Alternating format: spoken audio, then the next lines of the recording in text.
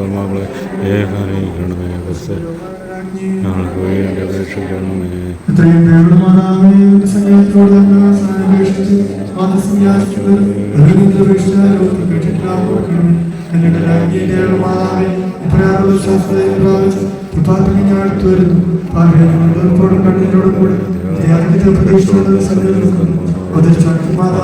എന്റെ അപേക്ഷ നിരസിക്കാൻ യാവരും കേട്ടേ. ആമീൻ.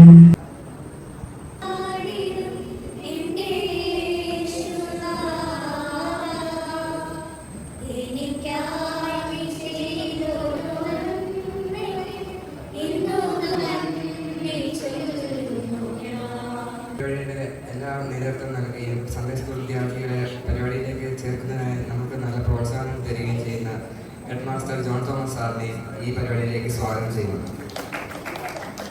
കുട്ടികളുടെ വിവിധ പരിപാടികൾ കാണാൻ ഇവിടെ എത്തിയിരിക്കുന്ന എല്ലാ മാതാപിതാക്കളെയും പ്രത്യേകമായി ഈ പരിപാടിയിലേക്ക് സ്വാഗതം ചെയ്യുന്നു. ആദരണീയരായ എല്ലാ സൺഡേ സ്കൂൾ അധ്യാപകരെയും ഈ പരിപാടിയിലേക്ക് പ്രത്യേകമായി ഞാൻ സ്വാഗതം ചെയ്യുന്നു. ഈ പരിപാടിയെ അലങ്കരിക്കുന്ന എല്ലാ കുട്ടികളുടെ എല്ലാ പരിപാടികളും അവതരിപ്പിക്കുന്ന എല്ലാ കുട്ടികളെയും ഈ പരിപാടിയിലേക്ക് പ്രത്യേകമായി സ്വാഗതം ചെയ്യുന്നു.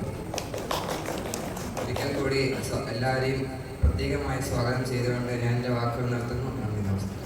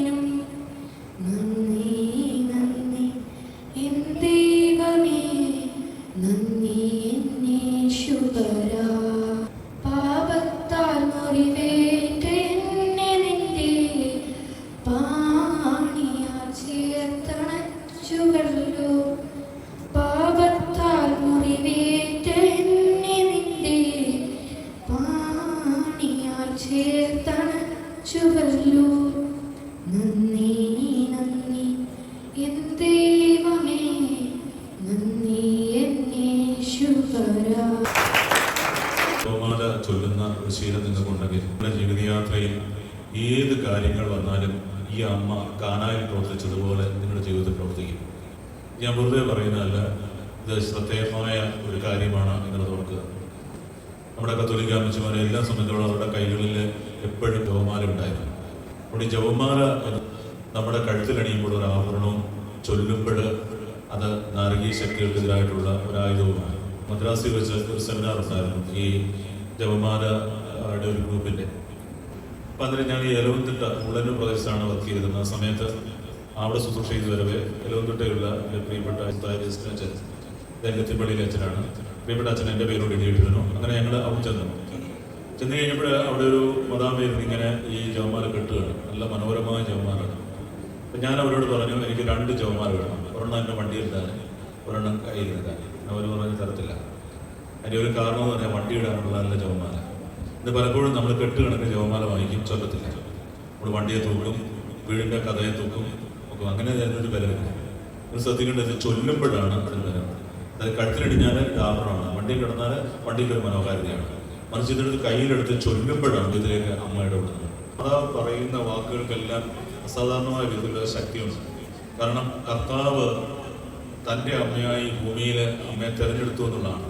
അതായത് പാപമില്ലാത്ത ഒന്നിനെ പാപമില്ലാത്തതായിട്ടുള്ളത് ഉണ്ടാകുകയുള്ളൂ. പരിശുദ്ധ ദൈവമാതാവ് പാപമില്ലാത്ത അമ്മയായിരുന്നു. അതുകൊണ്ട് പാപമില്ലാത്ത യേശുക്രിസ്തു അവിടെ നിന്നും ഉദ്ഭൂതമായി. ആ കർത്താവ് നമ്മുടെ രക്ഷ സാധിക്കുന്നു. നമ്മൾ ശ്രദ്ധിക്കണം, നമ്മളൊരു കുഴി കിടക്കുകയാണ്, നമ്മളെ പിടിച്ചു കയറ്റാൻ കുഴിയുടെ പുറത്ത് നിൽക്കുന്നവർക്ക് പറ്റത്തുള്ളൂ. അതുപോലെ പാപത്തിൻ്റെ കുഴിയിലായിരിക്കും നമ്മളെ പിടിച്ചു കയറ്റുന്നവരാണ് കർത്താവ്. നമ്മുടെ ജീവിതത്തിൽ ഈ ജപമാല അകാലത്തോളം നമ്മൾ ചൊല്ലുക. നമ്മുടെ ജീവിതത്തിൽ ഏത് നിയോഗം നിങ്ങൾ പഠിക്കുന്നതിന് മുമ്പേ ഒരു ജപമാല ചൊല്ലാനായിട്ട് ശ്രമിക്കുക. നിങ്ങൾ പരീക്ഷയ്ക്ക് പോകുന്നതിന് മുമ്പേ ജപമാല ചൊല്ലാനായിട്ട് ശ്രദ്ധിക്കുക. ജീവിതത്തിൽ നിർണായകമായ ഒരു തീരുമാനം എടുക്കേണ്ടപ്പോൾ ജപമാല ചൊല്ലാനായിട്ട് ശ്രമിക്കുക. അങ്ങനെ നിങ്ങളുടെ ജീവിതത്തിൽ ജപമാല ഭക്തി കൂട്ടായിട്ട് വരുമ്പോൾ നിങ്ങൾ ഒരു അനുഗ്രഹമായിട്ട് മാറും. ചിന്തകൾ അത്രയും പൈശാചികമായിട്ട് വരുമ്പോൾ അതിൽ നിന്ന് രക്ഷ നൽകുന്നത് ജപമാലയാണ്. വഴിയിലും എല്ലായിടത്തും ജപമാല നമ്മൾ ചൊല്ലുകയാണെങ്കിൽ അമ്മ നമ്മുടെ കൈവളെ കൊണ്ട് നടക്കും. പ്രചരിപ്പിക്കുന്നവർക്ക് അതിൻ്റെതായിട്ടുള്ള അനുഗ്രഹങ്ങൾ അമ്മ വാഗ്ദാനം ചെയ്തിട്ടുണ്ട്. ബർണദീത്ത എന്ന് പറയുന്ന പുണ്യവതിയാണ് ലൂർദിലെ. ലൂർദിലെ ഈ ബർദീത പുണ്യയുടെ ശരീരം ഇപ്പോഴും അടികാത്തിരിക്കണം.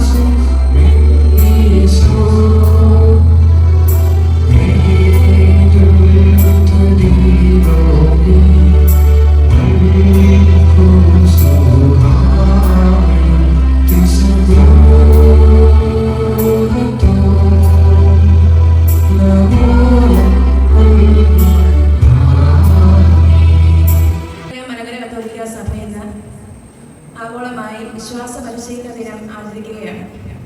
നമുക്കറിയാം, നമ്മളൊരു സാധനം വാങ്ങിക്കണമെങ്കിൽ നമ്മൾ ആദ്യം അത് നമുക്കൊരു വിശ്വാസം ഉണ്ടെങ്കിൽ നമ്മൾ വാങ്ങിക്കത്തുള്ളൂ, അല്ലേ?